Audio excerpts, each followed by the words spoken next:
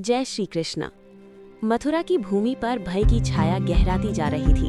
कंस का अत्याचार दिन प्रतिदिन बढ़ रहा था और राजसभा में हर क्षण अनहोनी की आशंका मंडराती रहती थी। उसी समय अक्रूर जी का हृदय किसी अनजाने आकर्षण से व्याकुल था। उन्हें आभास हो रहा था कि समय कोई बड़ा रहस्य उद्घाटित करने वाला है।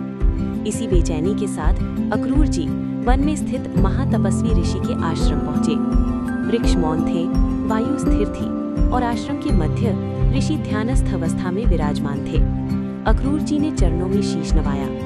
महर्षि, मथुरा में अशांति बढ़ती जा रही है। कंस का भय पूरे वंश को ग्रस रहा है। कृपा कर मार्गदर्शन दे। ऋषि ने नेत्र खोले।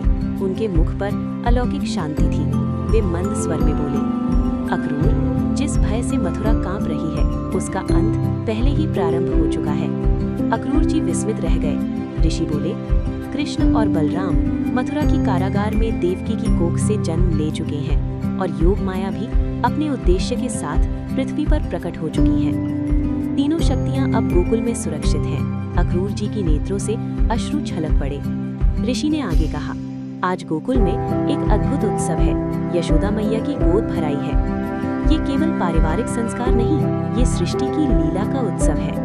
ऋषि ने गंभीर स्वर में आदेश दिया, अक्रूर, तुम गोकुल जाओ। वहां जाकर कृष्ण, बलराम और योग माया इन तीनों शक्तियों के दर्शन करो।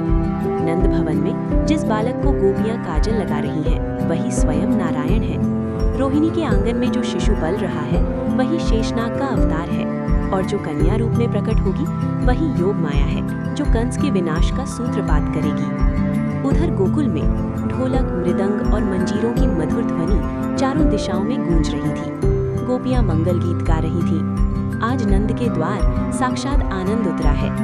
यशोदा मैया के आंगन में दीप जल रहे थे, फूल बरस रहे थे और हृदयों में अकारण उल्लास उमड़ रहा था।